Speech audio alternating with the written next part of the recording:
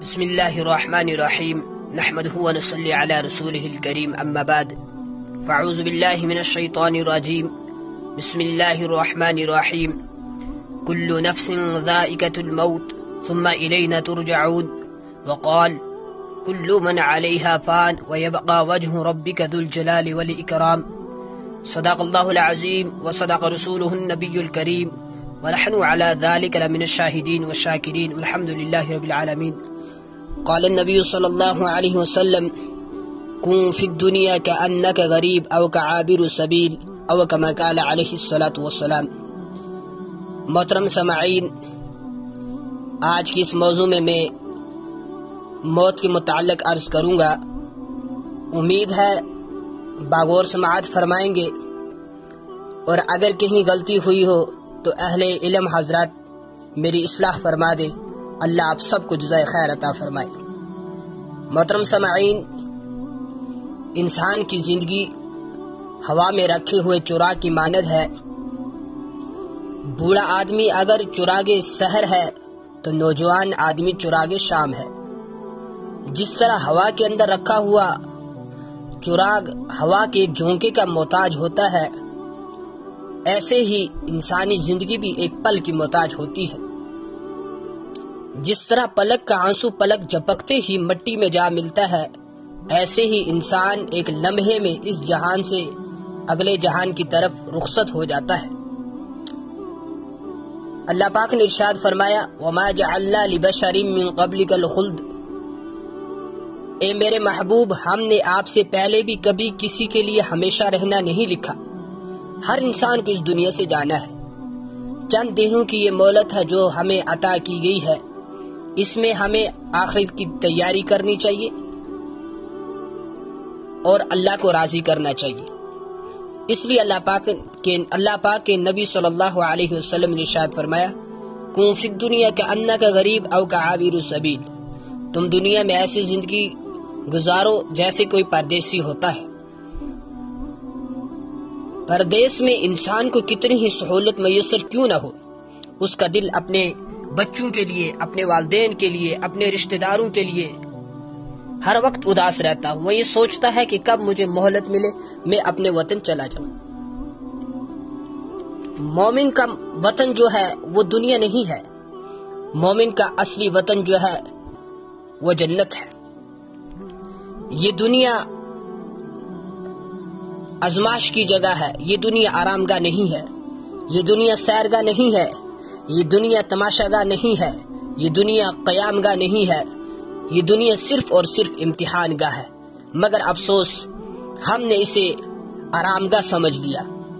ہم سمجھتے ہیں کھائیں گے پیئیں گے، زندگی ایسے ہی گزارتے رہیں گے. ہرگز ایسا نہیں ہے.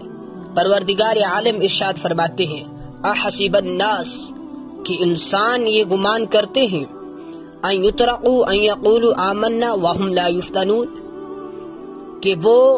کہ اگر وہ کہہ دیں کہ وہ ایمان لے آئے تو ہم ان کو چھوڑ دیں گے، ہم ان کو آزمائیں گے.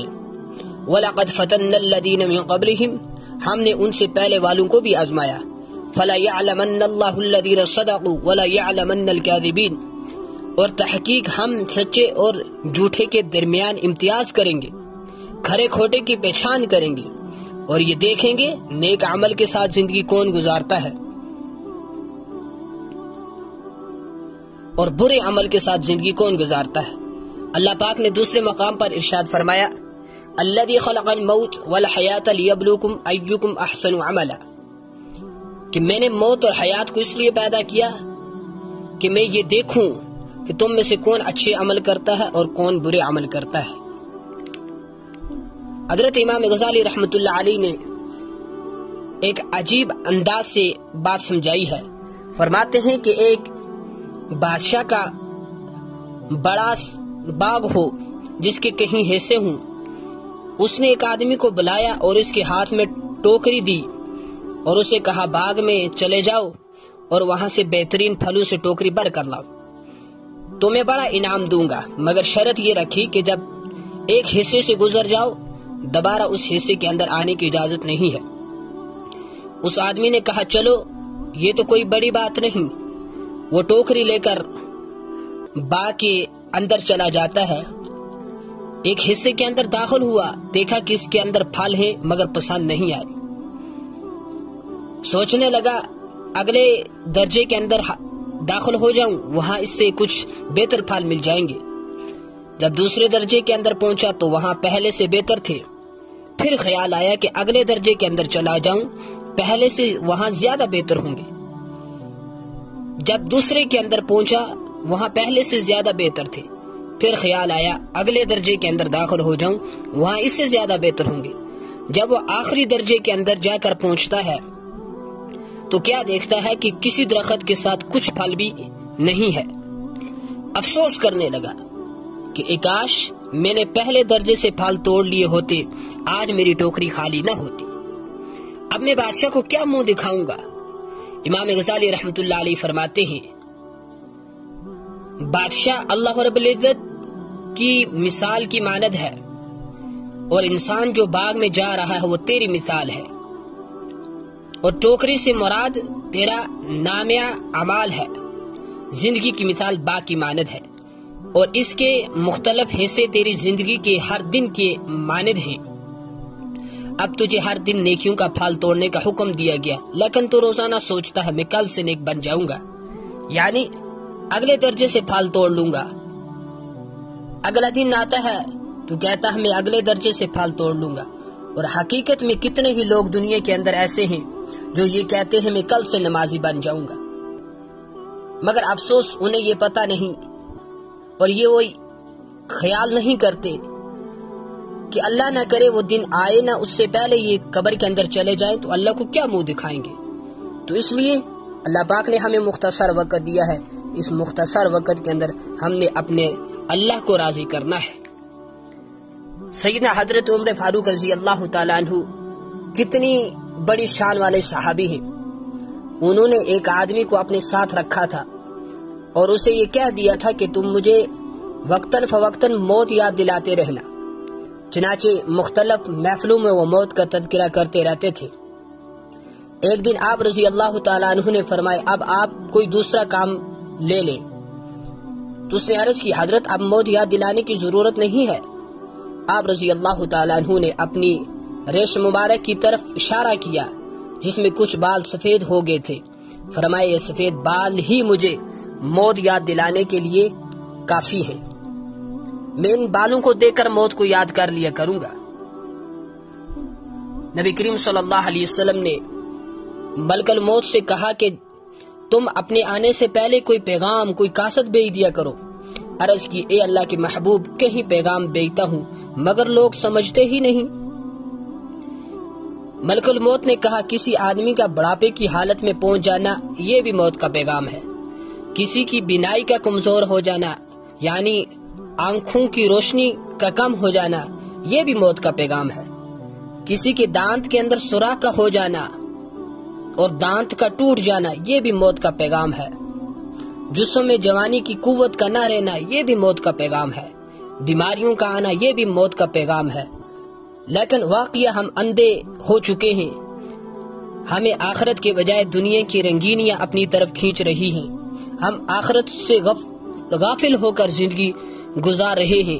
اس لیے ہمیں چاہیے کہ موت کے لیے ہر وقت تیار رہیں. نہ معلوم کب موت آ جائے. ہم نے کئی بار دیکھا ہے آدمی جوانی ہی کے عالم اس دنیا سے چلا جاتا ہے، مختلف صورتیں بن جاتی ہیں. تو اللہ پاک نے مختصر وقت دیا ہے، اس مختصر وقت کے اندر وہی کام کریں جو اللہ اور اس کے رسول کو پسند ہو. حضرت امام غزالی رحمت اللہ علیہ نے ایک عجیب بات فرمائی. فرماتے ہیں کہ دوست تجھے کیا معلوم کہ بازار میں وہ کپڑا آ پہنچا ہو جس سے تیرا کفن بننا ہے. ہم تو موت کو بھول جاتے ہیں لیکن موت ہمیں نہیں بھولتی. معلوم نہیں کس وقت اور کب موت آ جائے. انسان آج شادی کے اندر مشغول ہو، انسان آج خوشی کے اندر مشغول ہو، موت آ جائے. اس لیے ہر دن ہم نے موت کی تیاری کرنی ہے اور ہمیشہ موت کے لیے تیار رہنا ہے. نبی کریم صلی اللہ علیہ وسلم نے اپنے ساتھیوں سے پوچھا تم موت کے بارے میں کیا کہتے ہو؟